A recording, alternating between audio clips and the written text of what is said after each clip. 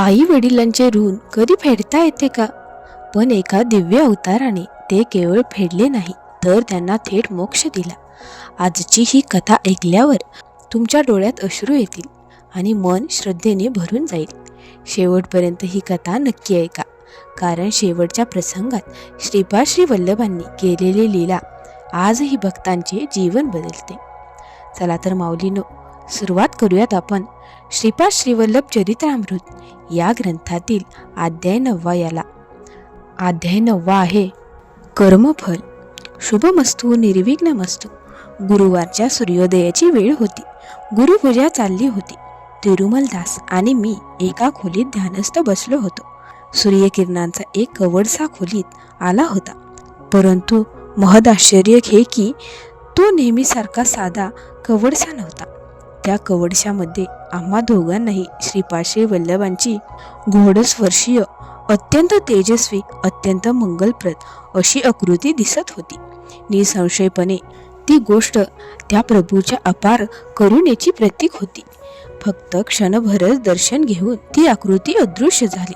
श्री प्रभूंच्या नैवेद्यासाठी ठेवलेल्या हरभऱ्यांवर ते किरण पडले आणि त्या हरभऱ्यांचे ते दाणे लोखंडाच्या हरभऱ्यामध्ये रूपांतरित झाले. या गोष्टीचे मला आश्चर्य वाटण्याबरोबरच दुःख सुद्धा झाले, कारण प्रभूचे दर्शन त्यांच्या आशीर्वादाचे सूचक असले तरी हरभरे लोखंडाचे झाले ही गोष्ट त्यांच्या आमच्यावरील कोपाचे दर्शक असेल काय, ही चिंता मला वाटत होती. माझ्या मनातील विचार ओळखून तिरुमलदास मला म्हणाले, वस्ता शंकरा, आज दुपारी माझे आतिथ्य स्वीकारल्यानंतर तू कुरवपूरला प्रयाण कर. दत्तप्रभूंची तशी आज्ञा झाली आहे. गुरुवारच्या टळटळीत दुपारी दत्तक्षेत्रामध्ये दत्तप्रभू भिक्षा मागत. ही अतिशय शुभ वेळ असते.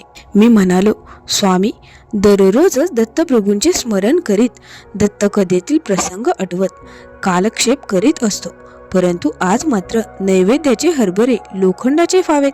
ही गोष्ट फारच दुःखदायक आहे. या घटनेचा अर्थ मला सांगावा अशी मी प्रार्थना करतो. तिरुमलदास मला म्हणाले, वस्ता, कलियुगाच्या अखेरीस नास्तिकता फार वाढेल. त्या नास्तिकतेचा नाश करून आस्तिकता पुनरुज्जीवन करण्यासाठी प्रभू चित्र विचित्र लीला दाखवितात. भविष्यात दत्तप्रभूंकडून होणार असलेल्या धर्मसंस्थापना कार्याचे हे सूचक आहे. खनिजामधील चैतन्य निद्रा अवस्थेत असते, त्याप्रमाणे प्राण अंतर्लीन झालेला असतो.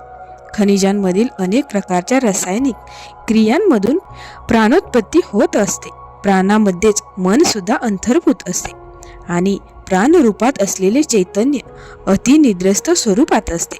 वृक्ष आणि वनस्पतींमध्ये ते निद्रित अवस्थेत असते, परंतु हे चैतन्य स्पष्टपणे दिसून येते, कारण यांची वाढ होत असते. हीच परिस्थिती प्राण्यांमध्ये सुद्धा असते. प्राणशक्ती रूपात व्यक्त होणारे चैतन्य हे टप्प्याटप्प्याने विकसित होऊन मनाच्या आधाराने कार्य करू लागते, परंतु प्राण्यांमध्ये ही प्राणशक्ती पूर्ण विकसित झालेली नसते. मानवामध्ये ती प्राण्यांपेक्षाही जास्त विकसित झालेली असते. योगमुद्रेमुळे मानव परिपूर्ण बनतो. मूलाधार चक्रामध्ये सुप्त अवस्थेत असलेले चैतन्य सहस्त्रार चक्रामध्ये आणून सविकल्प किंवा निर्विकल्प समाधी प्राप्त करून मानव परमज्योती स्वरूप गुरुला आत्मस्थितीमध्ये अनुभवू शकतो. त्या स्थितीत अनिर्वचनीय आनंद मिळतो, परंतु तो आनंद महासंकल्पानुसारच असतो. त्यामुळे अशा मानवाला कर्मबंधने नसतात. या महासंकल्पाचा वेग कल्पनातीत असतो. अतिमानस हे केवळ प्रभूमध्येच असते. प्रतिक्षण कोट्यानुकोटी भक्तांच्या प्रार्थना प्रभू स्वीकारतात आणि धर्मसंमत असलेल्या प्रार्थना सफल करतात. अतिमानसाचा वेग हा मानवी मनाच्या वेगापेक्षा अनंतपटीने जास्त असतो. मानव असो किंवा इतर कोणताही प्राणी, त्यांनी केलेली लहानात लहान प्रार्थना सुद्धा प्रभूकडे रुजू होतेच. समस्त दृष्ट अदृष्ट वस्तूंना त्यांचाच आधार असतो. जगात पसरणारा प्रकाश म्हणजेच त्यांच्या तेजपुंज शरीरातून बाहेर पडणारे किरणच असतात. अनंत कोटी ब्रह्मांडाचा प्रकाशित करणारा सूर्य, तारे आणि नक्षत्रे यांचा प्रकाश त्यांच्या समोर एखाद्या दिव्यासारखा वाटतो. वस्ता हेच श्रीपाद श्री वल्लभांचे खरे रूप. अनंत शक्ती, अनंत ज्ञान आणि अनंत पसारा असलेले हे निर्गुण निराकार स्वरूप. सृष्टीबद्दल असलेल्या निर्व्याज आणि अनंत अशा करुणेमुळेच ते सगुण साकार होऊन श्रीपाद श्री वल्लभांच्या रूपात प्रकट झाले आहेत. हे ज्ञान झाल्याशिवाय मानवाला परिपूर्तता येत नाही. श्रीपाद श्री वल्लभांचे दिव्य स्वरूप. मानवाला जेव्हा परमेश्वराच्या आधाराची गरज असते तेव्हा परमेश्वर स्वतः त्यांच्याकडे सगुण साकार रूपात धावून येतो. त्यालाच अवतार म्हणतात. ही नित्य निरंतर चालणारी एक योग प्रक्रिया आहे. जगात सत्याची प्रतिष्ठापना करण्यासाठी सतत कार्य सुरू असते. श्रीपाद श्री वल्लभ म्हणजे सृष्टीमध्ये अनेक दिव्य सत्यांची प्रतिष्ठापना करण्याचा संकल्प करून प्रकट झालेला दिव्य भव्य अवतार होय. ते साक्षात दत्तगुरूच आहेत. मी म्हणालो, स्वामी, तुमच्याबरोबर झालेल्या या संवादामुळे अनेक नवनवीन विषय मला समजले. इतके असून सुद्धा मला गुरुस्वरूपाचे पूर्ण ज्ञान झालेले नाही. ते कणभरच आहे असे मला वाटते. या तुटपुंजा माहितीच्या आधाराने मी दिव्य भव्य अशा श्रीपाद श्री वल्लभांच्या चरित्राचे लिखाण कसे करू शकेन याबद्दल मला चिंता वाटते. काल मला तुम्ही सांगितले की सत्याच्या प्रतिष्ठापनेसाठी दत्तगुरू अवतार घेतात, परंतु मला फक्त मूर्तीच्या प्रतिष्ठापनेबद्दलच माहिती आहे. आता मला सत्याच्या प्रतिष्ठापनेविषयी विस्तार सांगावे अशी विनंती आहे. तिरुमलदास म्हणाले, शंकरा, तू श्रींचे चरित्र लिहिण्याचा संकल्प केला आहेस. श्रीपादांच्या लीला अनंत आहेत. भक्तगण त्यापैकी त्या लीला तुला सांगतील, त्या तू लिहित जा. त्याबद्दलचे तुझे भाष्य किंवा स्पष्टीकरण लिहिण्याची जरुरी नाही. श्री स्वतःच त्यांच्याकडून आपले चरित्र लिहून घेतील. त्याबद्दल तू व्यर्थ चिंता करू नकोस. मानव प्राणी अनेक प्रकारचे अन्नपदार्थ खातो. त्यांचे जठराग्नीमुळे पचन होऊन शरीराला शक्ती मिळते. ही क्रिया कोणत्याही प्रयत्नाशिवाय घडते. अन्नपदार्थ संपादन करून ते खाण्यायोग्य करून घेणे ही मात्र त्याची जबाबदारी असते. आहार पदार्थाचे पचन होऊन शक्ती मिळणे आणि शरीर आरोग्यवान होणे हा सृष्टीचा नियम आहे. आणि आहार पदार्थ संपादन करण्याचे कर्तव्य सृष्टीच्या नियमाप्रमाणे प्रत्येक प्राण्याचे आहे. खाल्लेल्या आहाराचे पचन करून शक्तियुक्त होणे हे शरीराचे कर्तव्य. मानवाला मन असल्यामुळे त्याला जास्त स्वातंत्र्य असते. त्याच्या इच्छेप्रमाणे योग्य आणि अयोग्य मार्गाचा उपयोग करण्याचे स्वातंत्र्य त्याला असते. परंतु अशा प्रकारे स्वेच्छेने काही करण्याचे स्वातंत्र्य शरीराला नसते. खाल्लेल्या आहाराचे पचन करून शरीराने शक्ती दिली पाहिजे. खाणाऱ्याला आवडो किंवा न आवडो या क्रिया आपोआप घडणाऱ्या आहेत. तसा नियम शरीराला घालून दिलेला आहे. शरीराशी संबंधित या सत्याची प्रतिष्ठापना झाल्यामुळे मानव किंवा प्राण्याच्या संकल्पाशिवाय कोणत्याही प्रयत्नाशिवाय ही क्रिया होत असते. सृष्टीतील या क्रिया प्रतिक्रिया सत्याच्या प्रतिष्ठापनेचा एक भाग म्हणून होत असतात. सूर्याचा उदय आणि अस्त, ऋतुचक्र, ग्रह नक्षत्रांची गती हे सर्व याच आधारावर चाललेले असते. उल्लंघन न करता येणारा हा नियम आहे, तरीही तो कोणत्याही स्वातंत्र्याला बाधक होत नाही. सर्वव्यापक परमेश्वर सुद्धा सृष्टीतील प्राण्यांविषयी असलेल्या करुणेमुळे आपणच केलेले नियम थोडेसे सौम्य करतो. कृतयुगामध्ये सर्वच इच्छा किंवा क्रिया केवळ संकल्पामुळेच पूर्ण होत होत्या. त्रेतायुगामध्ये हे सर्व यज्ञ या केल्यामुळे साध्य होत होते. द्वापार युगात या गोष्टी करण्यासाठी मंत्र आणि अस्त्रांचा उपयोग करावा लागत होता. कलियुगामध्ये तंत्र आणि शास्त्राला महत्त्व नाही. या युगामध्ये यंत्राचा उपयोग करावा लागतो. युगधर्त्या परमेश्वरानेच या गोष्टी सरळ सोप्या केल्या आहेत. योगधर्मामुळे मानवाचे शक्ती सामर्थ्य कमी झालेले असल्यामुळे हे नियम सरळ सोपे केले आहेत. माऊलींनो, पुढे जे घडते ते सामान्य माणसाला समजण्याच्या पलीकडे आहे.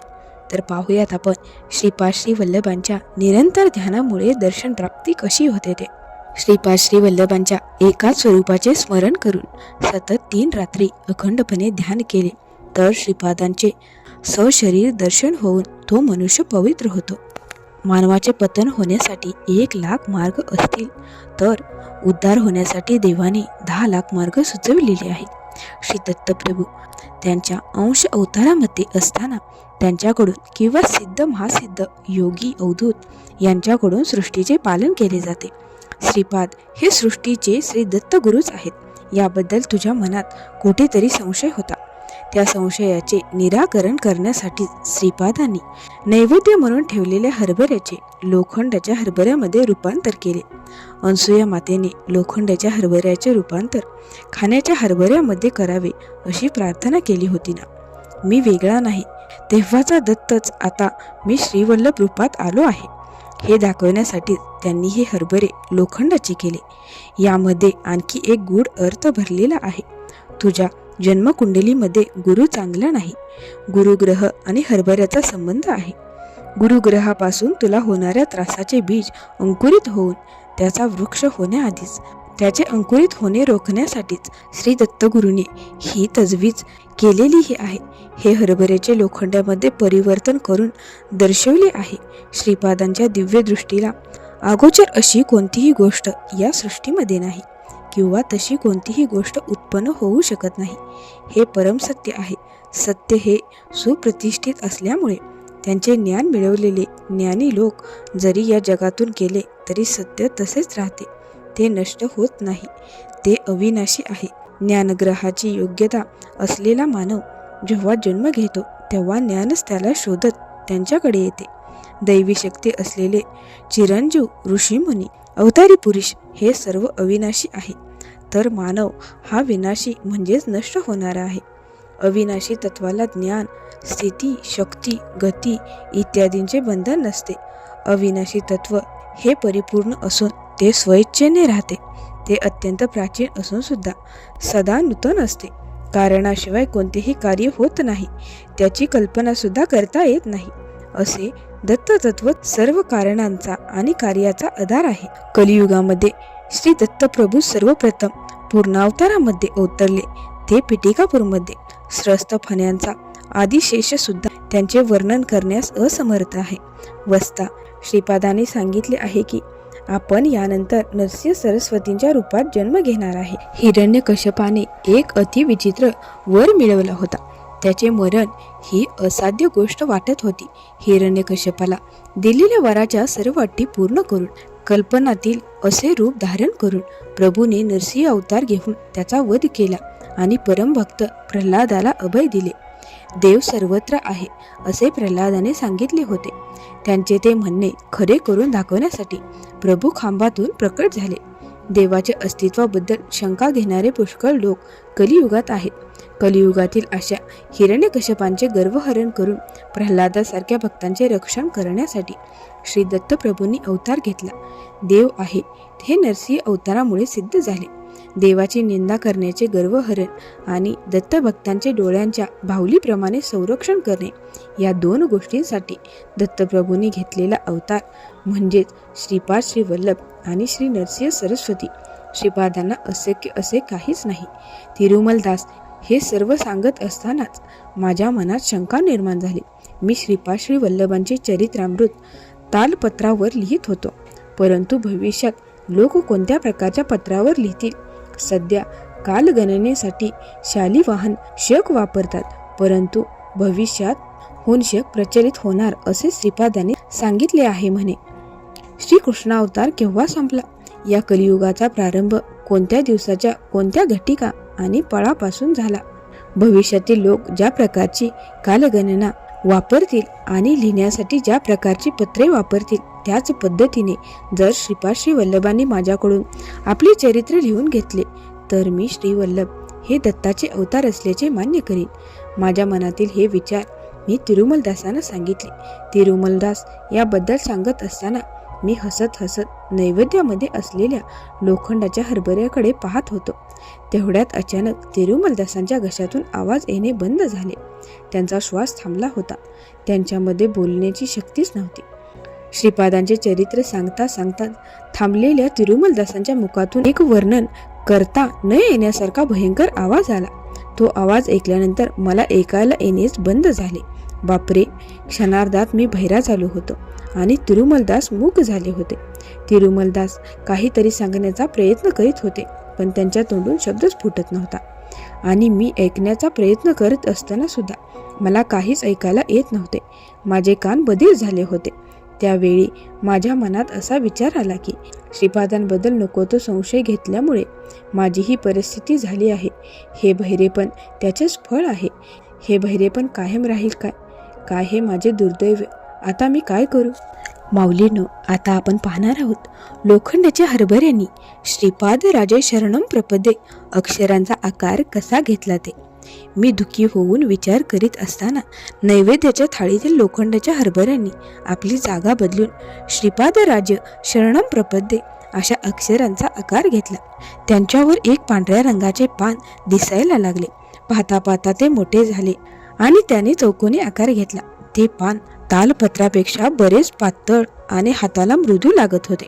त्यावर काळ्या रंगामध्ये पुढील मजकूर लिहिलेला होता.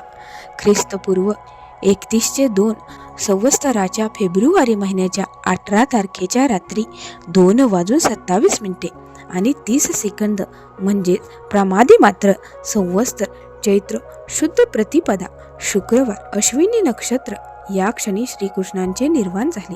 श्रीकृष्णांच्या निर्वाणानंतर कलियुगाचा प्रारंभ झाला. हे वाचतानाच माझ्या सर्वांगातून घामाच्या धारा वाहू लागल्या आणि सर्वांग थरथरायला लागले.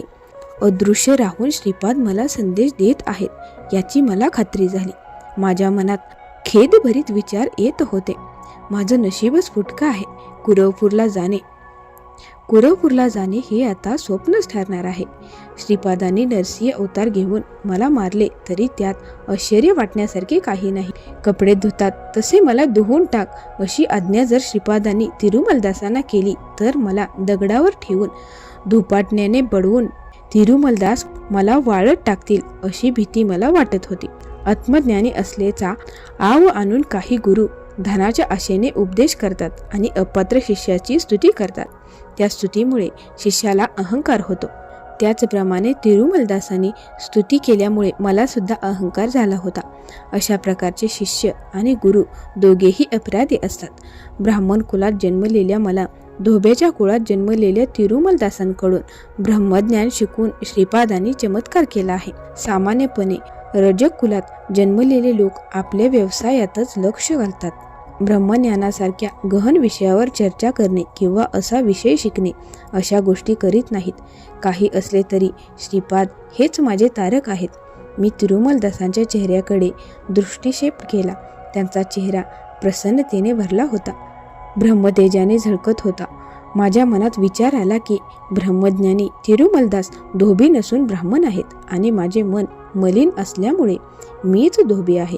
नैवेद्यात ठेवलेले आणि लोखंडाचे झालेले हरभरे पुन्हा त्यांच्या मूळ रूपात आले होते. श्रीपादांनी मला क्षमा केली आहे हे मी समजलो. अचानकपणे श्रीवल्लभांच्या आज्ञेने प्रकट झालेले ते शुभ्र पान सुद्धा गायब झाले.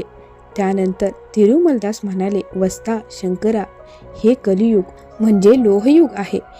हे पापभरीन मलिन युग आहे. श्रीपादांच्या आज्ञेनुसार देहत्याग केल्यानंतर काही काळ मी हिरण्य लोकात आणि त्यानंतर पुन्हा शरीरधारी होऊन मराठी प्रदेशात राहणे चुकणार नाही. मी विचारले, स्वामी, श्रीपादांनी तुम्हाला सुद्धा पुन्हा जन्म घेण्याची आज्ञा केली आहे काय? त्याबद्दलची माहिती सांगून मला उपकृत करावे.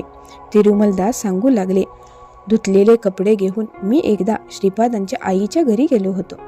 तेथे श्रीधरावधानी श्रीपादांना उचलून घेऊन खेळवीत होते आणि दत्त दिगंबर दत्त दिगंबर दत्त दिगंबर अवधूता असे भजन करीत होते.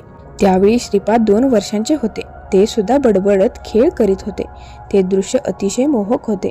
मी श्रीपाद श्रीवल्लभ दिगंबरा असे शब्द उच्चारले तेव्हा श्रीधर अवधानींनी यांनी माझ्याकडे पाहिले. श्रीपादांनी नरसिंह सरस्वती दत्त दिगंबर असे म्हटले. आपण पूर्वी दत्तप्रभू म्हणून जन्मलो होतो. आताच्या जन्मात श्रीपाद श्रीवल्लभ होऊन आलो आहे आणि पुढील जन्मात नरसिंह सरस्वतीच्या रूपात येणार आहे. हे श्रीपादांनी अशा प्रकारे आपल्या शैलीमध्ये सुचवले. एकदा श्रीपाद श्रीधरावधानींना म्हणाले, आजोबा, मी नरसिंह सरस्वती होऊन मराठी प्रदेशात अवतरणार आहे. तिरुमलदासांना सुद्धा तेथेच यायला सांगितले आहे. हे ऐकून श्रीधरावधानी एवढे आश्चर्यचकित झाले की त्यांच्या तोंडून शब्दच फुटेना. मी तिरुमलदास म्हणालो, कोणत्याही रूपात आणि कोणत्याही जन्मात असलो तरी मला सांभाळून कृपा करण्याची जबाबदारी तुमचीच आहे. मी तुम्हाला श्रीकृष्णाच्या रूपात पाहतो. यावर श्रीपाद म्हणाले, तिरुमलदास, तू मराठी प्रदेशात गाडगे महाराज नावाने धोबी जातीत जन्म घेशील आणि दीनदलितांची सेवा करून पावन होशील. समर्थ सद्गुरू अवतारामध्ये असताना मी तुला निश्चितपणे अनुग्रहित करेन. बाळकृष्णाच्या रूपावर तुझे फार प्रेम आहे म्हणून तू गाडगे महाराजांच्या रूपात असताना सदा गोपाळाचा जप करशील. सदा सर्वदा तुझ्या डोळ्यासमोर मी गोपाळाच्या रूपात असेन. सध्याचा देह त्यागून तू काही काळ हिरण्य लोकांमध्ये राहशील. त्यानंतर गाडगे महाराज रूपामध्ये लोककल्याणाचे कार्य कर. हा तुला माझा वर आहे. तसेच तुला माझे अभय सुद्धा असेल असा आशीर्वाद दिला. हे सर्व आश्चर्यकारक वाटत होते. श्रीपादांची माता सुमती महाराणीने त्यांना हाक मारल्यानंतर ते पूर्णपणे भानावर आले. त्याआधी काय घडले ते श्रीधरावधानींच्या स्मरणातून गेले आणि ते पुन्हा एकदा श्रीपादांकडे सामान्य बालक म्हणून पाहू लागले. माऊलींनो, आता आपण पाहूयात सद्गुरू, सत्पुरुष, योगी यांना दिलेले दान आणि त्यांची सेवा यांचे फळ काय मिळते ते. मी तिरुमलदासांना विचारले, स्वामी, मला एक शंका आहे. श्रीकृष्णाने भगवद्गीतेत सांगितले आहे की चांगल्या आणि वाईट कर्माची फळे सर्वांना मिळतातच. असे असताना श्रीपाद आपल्या भक्तांना पापकर्माच्या फळापासून कसे मुक्त करतात? हे सृष्टीच्या नियमाच्या विरुद्ध असून सुद्धा कसे करतात याबद्दल मला विस्ताराने सांगावे. तिरुमलदास म्हणाले, प्रत्येकाला आपल्या कर्माचे फळ भोगावेच लागते असे श्रीकृष्ण सांगतात. ते खरेच आहे, परंतु ते जागृत अवस्थेतच भोगले पाहिजे असे त्यांनी सांगितलेले नाही. ते भोग स्वप्न अवस्थेत सुद्धा भोगता येतात.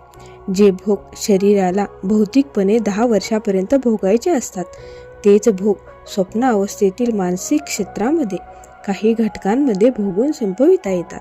सत्पुरुष आणि योग्यांना दानकर्म करून तसेच त्यांची व सद्गुरूंची सेवा करून त्याचप्रमाणे देवतांची सेवा करून सुद्धा पापकर्मांचा नाश करता येतो. देवता मूर्तीच्या पुण्यस्वरूपाची सेवा केल्याने आपले पाप त्यांच्याकडे जाते आणि त्यांचे पुण्य आपल्याला मिळते. पुण्यमूर्तींना दानधर्म केल्यामुळे किंवा त्यांची सेवा केल्यामुळे सुद्धा तसाच परिणाम होतो. समर्थ सद्गुरूंचे ध्यान केल्यामुळे सुद्धा आधी सांगितल्याप्रमाणे पाप पुण्याची अदलाबदल होऊन मानव पापमुक्त होऊ शकतो. सद्गुरू आपल्या शिष्याकडून सेवा स्वीकारून त्याला आपल्या तपोबलाने भवसागरातून तारू शकतो. पापकर्माचे फळ कोणीतरी भोगलेच पाहिजे, परंतु देवता अवतारी पुरुष हे महातेजस्वी आणि अग्निस्वरूप असल्यामुळे मानवाकडून स्वीकारलेल्या पापकर्मांना ते जाळून भस्म करू शकतात. त्यांना फुले, पाने किंवा फळे अर्पण करून सुद्धा मानव त्यांच्याकडून पुण्य मिळवू शकतात. आपण केलेली उपासना, भक्ती आणि आपली शरणागती किंवा अनन्य भावभक्ती जितकी तीव्र असेल तेवढ्याच तीव्रतेने पापकर्माचा नाश होतो. काही वेळा श्रीपाद आपल्या आश्रितांचे पापकर्म दगड, मातीचा ढिगारा इत्यादी गोष्टींमध्ये परिवर्तित करून अनेक विचित्र प्रकारांनी त्यांचा नाश करतात. याचे एक लहानसे उदाहरण सांगतो, ते ऐका. जन्मल्यापासूनच श्रीपादांना योग्य प्रमाणात दूध मिळत नव्हते. आपल्या लाडक्या श्रीपादाचे पोट भरण्या इतके दूध सुमती मातेला येत नव्हते. त्यांच्या घरी एक गाय होती, परंतु ती कालाग्नी शमन दत्तमूर्तींच्या नैवेद्याला पुरेल इतकेच दूध देत होती आणि बाकी सर्व दूध आपल्या पाडसाला पाजत होती. अशी विचित्र सवय त्या गायीला होती. कालाग्नी शमन दत्ताच्या नैवेद्यासाठी ठेवलेले ते थोडेसे दूध सुद्धा काही वेळा श्रीपाद चोरून पिऊन टाकायचे. त्या दिवशी अप्पलराज शर्मा कालाग्नी शमन दत्ताला गुळाच्या खड्याचा नैवेद्य दाखवून स्वतः निराहार उपवास करायचे. पती निराहार राहिला म्हणून माता सुमती सुद्धा निराहार उपवास करीत असे. बरेच वेळा पूजेनंतर सुद्धा श्रीपादच नैवेद्याचे दूध पिऊन टाकायचे. आपल्या वंशामध्ये इतके दिव्य बालक जन्मलेले असून सुद्धा आपण त्याला दूध देऊ शकत नाही. ते पाहून माता पिता फार दुःखी होते. भरपूर दूध देणारी गाय अप्पलराज शर्मांना देण्यासाठी व्यंकटप्पया श्रेष्ठी आणि नरसिंह वर्मा यांनी फार प्रयत्न केले, परंतु अप्पलराज शर्मा कोणत्याही परिस्थितीत अशा प्रकारे दान स्वीकारायला तयार नव्हते. तसे त्यांचे व्रत होते. दान स्वीकारले तर पाप लागेल असा त्यांचा विचार होता. ते वेदपंडित होते, त्यामुळे वेदांमधील चर्चा सभेत त्यांना कोणी गाय दिली तर तिचा स्वीकार करायला ते तयार होते. पौराहित्य करून त्यांना मिळणारी रक्कम सुद्धा फारच कमी होती. ते फक्त व्यंकटप्पया श्रेष्ठी आणि नरसिंह वर्मा यांच्या घरचेच पौरोहित्य करीत. एखाद वेळी इतरांचे पौरोहित्य केले तरी अप्पलराज त्यांच्याकडून योग्य मोबदल्यापेक्षा जास्त कधीही घेत नसत आणि कोणी जास्त मोबदला देण्याचा प्रयत्न केला तरी रागावून तो नाकारीत असत. आपल्या सासऱ्याकडून सुद्धा ते काहीच घेत नसत. कार्तिक पौर्णिमा हा सुमती देवींचा जन्मदिवस. त्या दिवशी अप्पलराज बापना वधानींच्या घरी जेवण करीत असत. त्याशिवाय स्वतःचा जन्मदिवस वैशाख शुद्ध तृतीया आणि श्रीपादांचा जन्मदिवस गणेश चतुर्थी या दिवशीच ते आपले सासरे बापना वधानींच्या घरी जेवण करीत असत. श्रीपादांना दूध मिळत नाही याबद्दल खेद वाटत असलेल्या सुमती देवीने एके दिवशी आपल्या पतीला म्हटले, हे नाथा, माझे माहेर श्रीमंत असून घरातील लोक सुसंस्कारित आहेत. त्याचप्रमाणे ते धर्माचरण करणारे आहेत. त्यामुळे एखादी गाय त्यांच्याकडून स्वीकारली तर त्यामध्ये मला काही वावगे वाटत नाही. मी स्वतः श्रीपादाला पोटभर दूध देण्याच्या स्थितीत नाही. तुम्ही शांतपणे माझ्या विनंतीचा विचार करावा. त्यावर अप्पलराज म्हणाले, हे भार्ये, तू सांगितलेली गोष्ट चांगलीच आहे. सत्यऋषी आणि पापरहित अशा तुझ्या माहेरकडून गायीचा स्वीकार करण्याचा काहीच दोष नाही. परंतु यासाठी धर्मशास्त्राची संमती आवश्यक आहे. श्रीपाद दत्तात्रयाचा अवतार असल्याचे फार जण सांगतात. श्रीपादांच्या जन्माच्या आधीपासून आतापर्यंत अत्यंत आश्चर्यकारक अशा अनेक गोष्टी घडल्या आहेत. श्रीपाद जर दत्ताचा अवतार असेल तर आपल्याच घरच्या गायीला भरपूर दूध येण्यासारखी कृती का करीत नाही? किंवा त्यापेक्षाही तुलाच का भरपूर पाना फुटत नाही? श्रीपादांचा मोठा भाऊ श्रीधर राज शर्मा अंध आहे. धाकटा रामराज शर्मा पांगळा आहे ना? त्यांचे हे वैगुण श्रीपाद दूर करू शकत नाही काय? या विषयांबद्दल तू आपल्या वडिलांबरोबर चर्चा कर किंवा खुद्द श्रीपादालाच विचार. असा प्रश्न निर्माण करून तू मला माझे नियम आणि व्रत मोडायला लावणे योग्य नाही. त्यानंतर एके दिवशी सुमती देवीने ही गोष्ट आपल्या पित्याला सांगितली. सुमतीचे बोलणे ऐकल्यानंतर स्मित हास्य करण बापना वधानी म्हणाले, आम्हांनी ही सर्व श्रीपादांची लीला आहे. समस्यांचे निराकरण करण्याबरोबरच समस्या निर्माण करणे सुद्धा तो शिकला आहे. श्रीपाद हा दत्तच आहे हे मी योगदृष्टीने पाहिले आहे. आमच्या घरात गोधन आहे, त्यापैकी एखादी तुम्हाला देण्यास माझी संमती आहेच. इतकेच नव्हे तर तसे झाले तर मला आनंदच वाटेल. दत्तप्रभूला गायीचे दूध अत्यंत प्रिय आहे, पण तुझ्या नवऱ्याने सांगितल्याप्रमाणे धर्मशास्त्राची मान्यता असायला पाहिजे. किती विचित्र आणि विरोधाभासी निर्णय. सासऱ्यांकडून संपत्ती हिसकावून घेण्यासाठी अनेक प्रकारे प्रयत्न करणाऱ्या जावयांनी हे जग भरले आहे, परंतु माझा जावई मात्र अग्निहोत्रासारखा पवित्र आहे. त्यांचे नियम आणि व्रत तोडण्याचे प्रयत्न आम्ही करणे योग्य नाही. सृष्टीतील पंचमहाभूतांकडून मान्यता मिळाल्याशिवाय तुझा पती गोदान स्वीकारणारच नाही. श्रीपाद आपल्या भावांचे अंगवैकल्य दूर करणार नाही, कारण तसे केले तर त्याचा तुमच्या कुटुंबाशी असलेला ऋणानुबंध संपेल. याच कारणासाठी तू चुकून सुद्धा या गोष्टी श्रीपादांसमोर बोलू नकोस आणि त्याच्या दोघा भावांचे अंगवैकल्य नष्ट करण्याबद्दल विचारू नकोस. हे सर्व कालाधीन आहे आणि काळ श्रीपादांच्या अधीन आहे. श्रीपादाने संकल्प केला तर तुला पुन्हा पाळणा फुटेल, पण त्यानंतर श्रीपादांचा आणि तुझा ऋणानुबंध संपेल. श्रीपादांचे तुमच्याशी असलेले ऋणानुबंध संपले तर त्याच्या या कुटुंबाबद्दलच्या आकर्षणापेक्षा जगाबद्दलचे आकर्षण असंख्य पटीने वाढेल आणि त्यानंतर तो घड सोडून निघून जाईल. श्रीपादाने संकल्प केला तर तुमच्या घरातील गाय भरपूर दूध द्यायला लागेल आणि आपली विचित्र वागणूक सुद्धा सोडेल. तेव्हा ही समस्या संपेल. तू काही काळ शांत राहा. दत्ताने तयार केलेली समस्या दत्तच सोडवेल, असे बापना वधानी म्हणाले. शंकर भट्टाने तिरुमलदासाला विचारले की, स्वामी, श्रीपादांचे बाहू अंगविकल होऊन जन्माचे कारण काय? त्यामध्ये कुटुंबातील व्यक्तींच्या कर्मफलाचा भाग आहे काय? त्यावर तिरुमलदास म्हणाले, वस्ता, दत्तात्रेय संध्याकाळच्या वेळी अवतरले. श्रीपाद पहाटे जन्मले. श्री नरसिंह सरस्वती भर मध्यान्ही अभिजित लग्नाच्या वेळी अवतरणार आहेत. दत्ताच्या लीला अगाध आहेत. संध्याकाळनंतर अंधाराचे राज्य पसरते. सर्व जीव निद्रा अवस्थेत जातात. दत्तावतार योग साधनेमध्ये रममान झाल्यानंतर सर्व जीवांची जबाबदारी घेऊन त्यांना सुखनिद्रेमध्ये ठेवतात. कोणत्या दिशेला जावे, काय करावे हे जीवांना समजत नाही. म्हणून हा गाढ अंधार निर्माण होतो. जीवाला न समजताच त्यांच्यावर परिणाम करणे हे दत्ता अवताराचे वैशिष्ट्य आहे. जीवाने कोणताही प्रयत्न केल्याशिवाय किंवा अगदी अल्प प्रयत्नाने त्याला न समजता खोलवर दडलेल्या अंतचैतन्यावर दत्तगुरू अगाध परिणाम करतात. ही केवळ या भूमंडळापुरती मर्यादित क्रिया आहे. श्रीपादांचे आगमन उषःकाली झाले. सकाळी सूर्य भगवान आपली सर्व शक्ती एकाच वेळी प्रसारित करून जीवांना पवित्र करतो. त्यांचा आत्मा हे सूर्याचेच प्रतीक आहे. जीवांमधील विविध प्रकारची शक्ती जागृत अवस्थेत आणून वेगवेगळ्या गतीने खेळत अनंत प्रकारचे परिणाम करते. याचे ते द्योतक आहे. मध्यान्हीच्या वेळी मार्तंडाचे स्वरूप प्रचंड असते. आत्मसूर्य आपल्या संपूर्ण शक्तीनिशी प्रवाहित होऊन जीवांना जागृत करतो. हे नरसिंह सरस्वती अवताराचे प्रतीक आहे. ही गोष्ट त्यांच्या विश्वव्यापी चैतन्याशी संबंधित आहे. दत्तावतार आणि श्रीपाद श्रीवल्लभ अवतार यांच्यामधील वेळ म्हणजे काळरात्र. ही वेळ महाअंधकार रूप असते.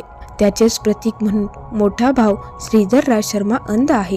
रात्र संपल्यानंतरची स्थिती म्हणजे संशय, नास्तिकवाद, कुतर्क, वक्र भाषा म्हणजे वाद इत्यादींनी भरलेली असते. याचे प्रतीक म्हणून लहान भाऊ रामराज शर्मा जन्मले. कोणताही प्राणी असला तरी महाअंधकारासारख्या कुतर्क, शंका, वाद यांनी भरलेली अशी मनाची चंचल स्थिती यावर मात करून जेव्हा उभा राहतो तेव्हा त्याला श्री वल्लभ अनुग्रह देतात. हेच यातील रहस्य आहे. जगातील प्राण्यांवर होणाऱ्या परिणामांशी संबंधित असे हे विषय आहेत. याशिवाय कुटुंबातील सदस्यांच्या कर्मदोषाचे फळसुद्धा असतेच. श्रीपादांच्या घराण्यात ग्रामाधिकारीपद वंश परंपरेने चालत आले होते आणि कुटुंबातील सर्वात मोठ्या मुलाला तो मान मिळत होता. श्रीपादांच्या पंजोबांचे नाव श्रीधर रामराज शर्मा होते. राजाच्या आज्ञेचे शेवटच्या शब्दापर्यंत पालन करणाऱ्या ग्रामाधिकारीपद मिळालेल्या प्रत्येक ब्राह्मणाच्या नावामध्ये शेवटी राज हे नाव जोडावे अशी पद्धत होती. त्यानंतर ब्रह्मतत्वाचे सूचक म्हणून शर्मा हा शब्द जोडला जात होता. शेतामध्ये पीक येवो किंवा न येवो शेतकऱ्याला आपल्या जमिनीचा कर भरावाच लागत होता. निष्ठुरपणे कर वसुली करण्याचे काम ग्रामाधिकाऱ्याला करावे लागत होते. त्यामुळे दया माया न दाखविता जबरदस्तीने कर वसुली करणे श्रीधर रामराज शर्माला भाग पडत होते. ते त्यांचे कर्तव्यच होते आणि कर्तव्य हाच धर्म असतो. असे असले तरीही हिंसात्मक पद्धतीने जबरदस्तीने कर वसूल करणे हे देवाच्या दृष्टीने पापच असते. ग्रामाधिकारीपद वंश परंपरागत असल्यामुळे ते अप्पलराज शर्मांना मिळाले. आजोबांनी केलेल्या कर्माच्या प्रभावामुळे श्रीपादांचे दोघेही ज्येष्ठ बंधू अंगविकल होऊन जन्मले. श्रीपाद श्रीवल्लभ हे साक्षात दत्तगुरूचे अवतार असले तरी आजोबांनी केलेल्या कर्माचे परिणाम भोगण्याची परिस्थिती त्यांच्यावर सुद्धा आली. त्यामुळेच त्यांना सुद्धा योग्य प्रमाणात दूध मिळत नव्हते. जगन्नियंताने स्वतः तयार केलेले नियम सर्वांना समान प्रमाणात लागू होतात. स्वतः दत्तगुरू अवतार घेऊन आलेले असले तरी त्यांना सुद्धा कर्मफळ भोगावेच लागते. हाच धडा यातून आपल्याला दिलेला आहे. माऊलीनं इथं देव सुद्धा आपल्या कर्माची फळे भोगतात. आपण तर मनुष्य आहे, त्यामुळे आपल्या वाईट कर्माची फळं ही भोगावीच लागतात आपल्याला. व्यंकटप्पया श्रेष्ठी आणि नरसिंहवर्मा हे श्रीपादांना आपल्या नातवाप्रेमानेच मानत होते. त्यामुळे काही तर करून श्रीपादांच्या दुधाचा प्रश्न सोडवण्यासाठी त्यांनी फार विचार केला. नरसिंहवर्मांनी व्यंकटप्पया श्रेष्ठींना बोलावून सांगितले की आता तुम्हीच यातून काहीतरी मार्ग काढा. नरसिंहवर्मांच्याकडे त्यांच्या गायत्री नावाच्या गायीपासून झालेल्या अनेक गायी होत्या. त्यापैकीच एक शुभ लक्षणी गाय व्यंकटप्पया श्रेष्ठींनी खरेदी केली. गाय विकून आलेली रक्कम त्यांनी पौरोहिताचा मोबदला म्हणून अप्पलराज शर्माला दिला. सामान्यपणे पौरोहित्यासाठी दिल्या जाणाऱ्या रकमेपेक्षा ती जास्त होती. अप्पलराज शर्माने त्यातील फक्त नेहमी घेत असलेल्या रकमे इतकीच रक्कम घेतली आणि बाकी रक्कम स्वीकारण्यास नकार दिला. परंतु आपण क्षत्रिय असल्यामुळे एकदा दिलेले दान परत घेणार नाही, असे व्यंकटप्पया श्रेष्ठींनी सांगितले. शेवटी हा वाद बापनावदाचार्य बापनावदानी यांच्याकडे गेला. ब्राह्मण सभेचे आयोजन करण्यात आले. बापनावदानी यांनी सभेतील सर्वांना या वादाची माहिती सांगितली. सभेमध्ये चर्चा होऊन असा निर्णय ठरला की अप्पलराज शर्मांनी नाकारलेली रक्कम घेण्याची ज्या ब्राह्मणाची इच्छा असेल त्याला देण्यात यावी. हे समजल्यावर अनेक ब्राह्मण ती रक्कम घेण्यासाठी पुढे सरसावले. आता त्यासाठी सुद्धा वाद निर्माण झाला. तेवढ्यात पापय्य शास्त्री नावाचा एक तरुण ब्राह्मण पुढे येऊन म्हणाला की श्रीपाद हा देवाचा अवतार नाहीच. तसे असेल तर अशी परिस्थितीच उद्भवली नसती. तो जर दत्त असेल तर त्याने आपल्या दोन्ही भावांचे अंगवैकल्य का दूर केले नाही? ज्या काही विचित्र गोष्टी घडल्या आहेत त्या कावळा बसायला आणि फांदी तुटायला गाठ याप्रमाणे घडल्या आहेत. या लोकांनी राईचा पर्वत करून ठेवला आहे. मी सुद्धा दत्तभक्त आहे. प्रतिष्ठित गुरूंकडून मी शिक्षण घेतले आहे. दररोज मोठा जप करतो. मी कोणतेही दान घेतले तर मला पाप लागणार नाही. हे धन स्वीकारण्याची पात्रता माझ्यामध्ये आहे, म्हणून मलाच ते देण्यात यावे. पापय्य शास्त्रीच्या मागणीप्रमाणे ब्राह्मण परिषदेने ते धन त्याला दिले. ते एका उत्तम प्रतीच्या गायीला विकून मिळालेले धन होते.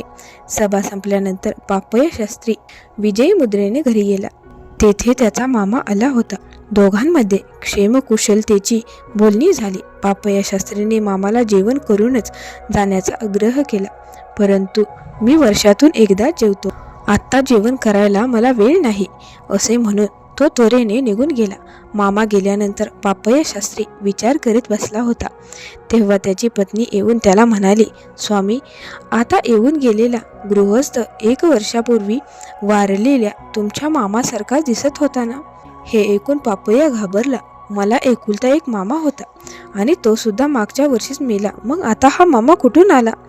आता येऊन गेला तो कोण? असे प्रश्न त्यांच्या मनात उठायला लागले. माझ्या दूरच्या नात्यातले अनेक मामा जिवंत आहेत, परंतु त्यापैकी कोणीच मागच्या वर्षी मेलेल्या मामासारखा दिसत नाही. मी ज्याच्याबरोबर बोललो तो मागच्या वर्षी मेलेल्या मामाचा प्रेतात्मा होता काय? असे विचार येऊन त्याची छाती धडधडू लागली. मी तर दत्ताचा उपासक आहे आणि माझा भूत, प्रेत, पिशाच, मंत्रतंत्र, जादूटोना यांच्याशी काही संबंध नाही. असे असताना एक मूर्तात्मा मला का भेटायला यावा? श्री दत्ताची माझ्यावर असलेली कृपादृष्टी संपली काय? मला वाईट दिवस आलेत काय? मामाच्या प्रेतात्म्याने परत जाताना म्हटले की थोड्याच दिवसात पुन्हा तू मला भेटशील असे वाटते. याचा अर्थ मी थोड्या दिवसात मरणार असा घ्यायचा काय? अशा प्रकारच्या विचारांनी पापय्याच्या डोक्यात काहूर उठविले. या घटनेमुळे त्याची परिस्थिती भ्रमिष्ठासारखी झाली. त्याने ओम द्राम दत्तात्रेय नमः या मंत्राचा जप करायला सुरुवात केली. परंतु त्याचे चित्त एकाग्र होत नव्हते. मनाला समाधान वाटून चित्त स्थिर व्हावे म्हणून तो कुकुटेश्वर मंदिरात गेला आणि त्याने दत्तमूर्तीचे ध्यान करायला प्रारंभ केला. ध्यान करताना त्याच्या डोळ्यासमोर शिरवीर ही दत्तमूर्ती दिसायला लागली आणि मन अस्थिर होऊन जप करण्यात त्याचे चित्त लागेना. पुजाऱ्याने त्याच्याशी बोलून प्रसाद दिला, पण पापय्याला त्यात विष भरले आहे असे वाटले. इतर भक्त हसत एकमेकांशी बोलत प्रसाद खात होते, परंतु पापय्याला मात्र तोच प्रसाद खाल्ल्यानंतर आपल्याला मरण येईल असे वाटायला लागले. तो घरी परत आला तेव्हा पत्नी त्याच्यासमोर आली. तिच्या कपाळावर त्याला कुंकू दिसले नाही. कुंकू लावून घेता येत नाही काय? असे त्याने रागाने पत्नीला विचारले. पैसे एवढे मोठे कुंकू लावलेले असताना सुद्धा पती आपल्यावर असा राग का करतो आहे हे तिला समजेना. त्यानंतर त्याच्या हातून अशाच प्रकारच्या अनेक चुका व्हायला लागल्या आणि ते पाहून पापय्या बुद्धीही वेडा झाला असल्याची चर्चा पिटिकापुरात होऊ लागली. ही गोष्ट पनव्याच्या वेगाने आसपासच्या गावात सुद्धा पसरली. पापय्यावर मानसिक उपचार, भूतबाधेचा उपचार करायला सुरुवात झाली. मी वेडा नाही असे तू ओरडून सांगत होता, परंतु काही जण म्हणाले की काही वेळा सुद्धा तर्कबद्धरित्या बोलू शकतात असे म्हणून त्यांनी उपचार चालू ठेवले. पापय्याची ही दयनीय अवस्था पाहून त्याच्या पत्नीला अतिशय दुःख झाले. तिच्या मनात एक विचार आला. आपल्या पतीने अज्ञानाने दत्तावतार श्रीपादाची निंदा केल्यामुळे त्याची ही परिस्थिती झाली आहे हे तिने ओळखले. जड स्वरूपातील देवता मूर्तीची प्रार्थना करण्यापेक्षा दिव्य प्रभुयुक्त शरीर असलेल्या सजीव श्रीपादाला शरण जाणे जास्त श्रेयस्कर आहे असा विचार तिने केला. ती श्रीपादाच्या घरी आली. तिने श्रीपादाला उचलून घेतले आणि त्यांच्याशी खेळू लागले. काही वेळाने जवळपास कोणी नाही असे म्हणून तिने आपल्या पतीची दुरावस्था श्रीपादांना सांगितली. त्यावर श्रीपाद म्हणाले, माते, एक लहानशी गोष्ट केली तर सर्व काही सुरळीत होईल. तुमची परिस्थिती चांगली होईल. तुम्ही मला माते समान आहात म्हणून मी ही गोष्ट तुम्हाला सांगत आहे. तुम्ही फार दिवस न घालवता शक्य तेवढ्या लवकर घर बांधा आणि पतीसह वास्तुशांती करून गृहप्रवेश करा. त्यानंतर सर्व काही चांगले होईल. श्रीपादाने आपल्याला जे काय सांगितले ते सर्व न सांगता तिने आपल्या भावाला सांगितले की आपण भाड्याच्या घरात राहत असल्यामुळे हा त्रास होत आहे. पूर्वी कोणीतरी पापयाला एक लहानशी जागा दान दिली होती. घर बांधण्याची ऐपत नसल्यामुळे आणि त्या जागी खडक असल्यामुळे ती जागा तशीच पडून होती. त्या जागेमध्ये घर बांधण्यासाठी आपल्याला मदत करावी अशी विनंती तिने आपल्या भावाला, नातलगाला आणि अपतेष्टांना केली. तेव्हा सर्वांनीच त्यासाठी आपापल्या शक्तीप्रमाणे मदत केली. कारण घर बांधण्यासाठी तिने आपण साठवलेला थोडाफार पैसा, आपल्या अंगावरील सोन्याचे दागिने आणि इतर काही मोठ्या वस्तू विकून आणि थोडेफार कर्ज घेऊन सुद्धा ते पैसे कमी पडत होते. सर्वांच्या मदतीने घर बांधल्यानंतर पापय्याचे कुटुंब त्या घरात राहायला गेले. थोड्या दिवसात पापय्या बरा झाला आणि थोडेफार पैसे कमवायला लागला. अशा तऱ्हेने श्रीपादांनी दिलेल्या सल्ल्याचे पालन केल्यामुळे ते सुखी झाले. वसता शंकरा, पापय्याला मृत्यूदशा आल्यामुळे लवकरच त्याचा मृत्यू होणार होता. श्रीपादांनी अपमृत्यूपासून त्याचे संरक्षण केले. त्याच्या अपकर्मामुळे त्याला झालेला मानसिक विकार, समाजात होणारा अपमान, कर्जबाजारीपणा हे सर्व नष्ट करण्यासाठी श्रीपादांनी अनेक प्रकारे त्याची पापकर्मे नष्ट केली. त्यासाठी त्यांनी त्याची मोठी पापकर्मे आकर्षून घेऊन खडकामध्ये घातली आणि नंतर तो खडक पापय्याचे घर बांधण्यासाठी फोडला. तेव्हा ती पापकर्मे सुद्धा नष्ट झाली. पापकर्मांचा नाश करण्यासाठी सिद्ध पुरुष, योगीजन आणि देवता अनेक विचित्र प्रकारांचा अवलंब करतात. स्वतःच्या नवीन घरात राहायला आल्यानंतर श्रीपाद पापय्याला म्हणाले, तू कसला वेडा माणूस आहेस. तू ज्याची मनापासून भक्ती करतोस तो दत्त स्वतः श्रीपाद रूपात तुझ्या समोरच असताना सुद्धा तू त्याला ओळखले नाहीस आणि कुक्कटेश्वर मंदिरातील दत्तमूर्तीवर तुझ्या रक्षणासाठी अवलंबून राहतोस. मी स्वतः दत्त आहे. तुझी पापकर्मे मी खडकामध्ये घालून त्याचे तुकडे करायला लावून नष्ट केली. तुला राहायला नवीन घर दिले. तुझ्या समोरच जाणीव अवस्थेत असलेल्या त्या दत्तावर तू विश्वास ठेव. तुझी सर्व पापकर्मे आकर्षून घेऊन मी त्यांना नष्ट करेन. भक्ताच्या श्रद्धेप्रमाणे देवाकडून त्याला फळ दिले जाते हे विसरू नकोस. त्यानंतर श्रीपाद हे श्री दत्त गुरुच आहेत यावर पापय्याचा विश्वास बस आणि तो त्यांचीच भक्ती करू लागला. श्रीपादांच्यासाठी दूध न मिळण्याची समस्या आपले पिता अप्पलराज शर्मा यांच्याकडून व्यंकयप्पा श्रेष्ठींना सांगण्याची व्यवस्था श्रीपादांनी आधीच करून ठेवली होती. व्यंकटप्पया श्रेष्ठी एकदा सत्य ऋषी बापनावदानींना म्हणाले, हे राजश्री, ब्रह्मज्ञानी असल्यामुळे तुम्ही संसारात असून सुद्धा जनक राजाप्रमाणे ब्रह्मानंदात तल्लीन असता. माझी तुम्हाला एक प्रार्थना आहे, ती तुम्ही पूर्ण करावी. यावर बापनाचार्य बापनावदानी म्हणाले, तुमची समस्या काय आहे ते समजल्याशिवाय मी ती कशी दूर करणार. विषय काय आहे तो निसंकोचपणे मला सांगावा. धर्मसंमत असेल तर मी ती समस्या निश्चितपणे दूर करेन. व्यंकटप्पया श्रेष्ठी म्हणाले, गायत्रीच्या कुलातील एक शुभलक्षणी गाय मी खरेदी केली आहे. ती गाय आमचे कुलपुरोहित अप्पलराज शर्मा यांना देण्याची माझी इच्छा आहे. त्या गायीचे दूध श्रीपादांच्या सेवेसाठी उपयोगात यावे अशी माझी इच्छा आहे. या पलीकडे माझे आणखी काहीच मागणे नाही. यावर बापनाचार्य म्हणाले, एवढेच ना, ठीक आहे. तुम्ही ती गाय आणून आमच्या घरी बांधा. ती अप्पलराज शर्मांना देण्याचा प्रयत्न मी करतो. अशी शुभलक्षणी गोमाता अप्पलराज शर्माच्या घरी पाहिजेच होती. श्रेष्ठीने गाय बापनावदानी यांच्या घरी आणून बांधली खरी, पण अप्पलराज शर्मांनी ती गाय घ्यायला स्पष्ट नकार दिला. हिमालयात शतोपत नावाचा एक प्रांत आहे. तेथील एक धर्मगुरूंनी स्वर्गारोहण केले. तेथे त्यांना सच्चिदानंद अवधूत नावाचा एक महात्मा भेटला.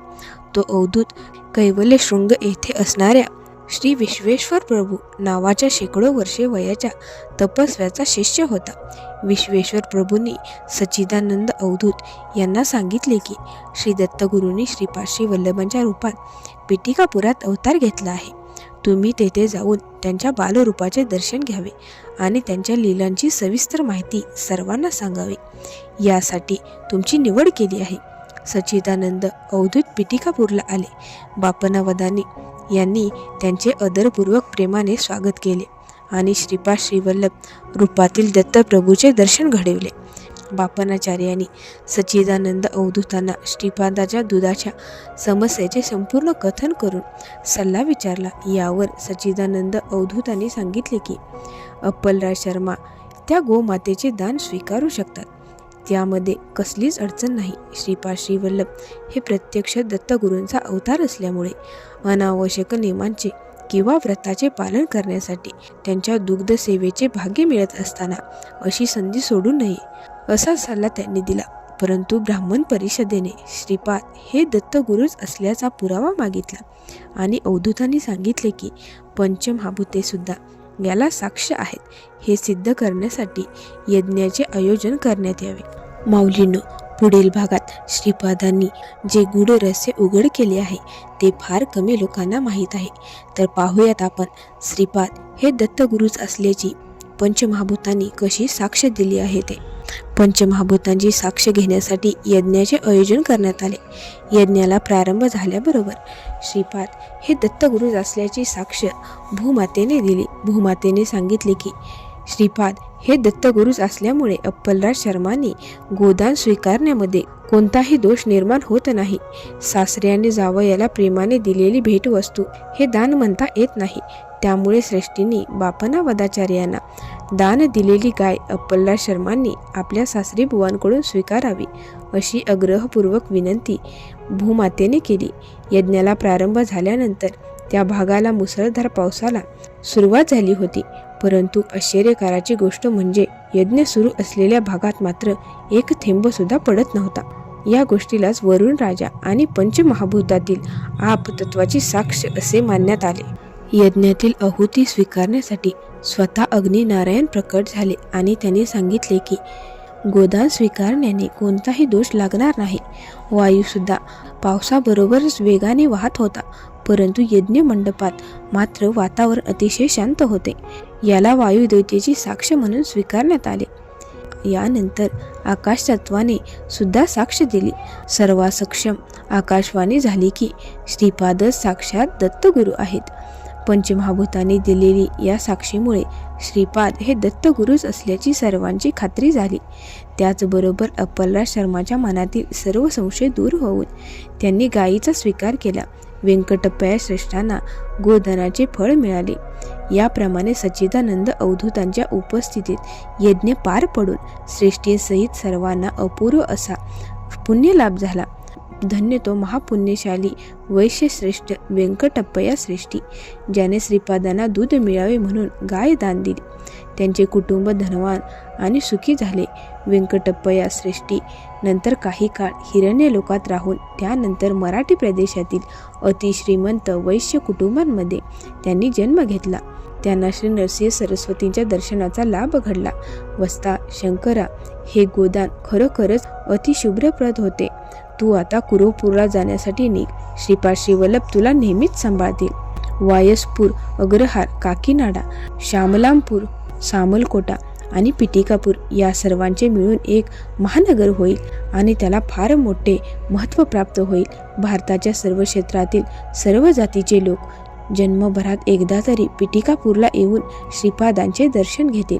श्रीपाद श्रीवल्लभ चरित्रामृत या नावाने श्रीपादांचे चरित्र संस्कृत भाषेमध्ये लिहिले जाईल.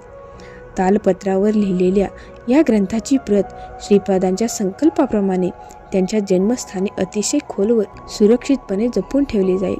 तेथे त्यांच्या पादुकांची प्रतिष्ठापना करून मंदिर बांधले जाईल असे तिरुमलदासांनी सांगितले. माऊलींनो, आई वडिलांची सेवा हीच खरी भक्ती आहे, हे श्रीपाद श्रीवल्लभांनी स्वतःच्या जीवनातून दाखवून दिलं. जर ही कथा तुमच्या हृदयाला स्पर्श करून गेली असेल तर नक्कीच लाईक करा, दत्तभक्तांपर्यंत शेअर करा आणि जय श्रीपाद कमेंटमध्ये नक्की लिहा. कारण अशी श्रद्धा तुमच्या घरात श्रीपादांची कृपा नक्की घेऊन येते.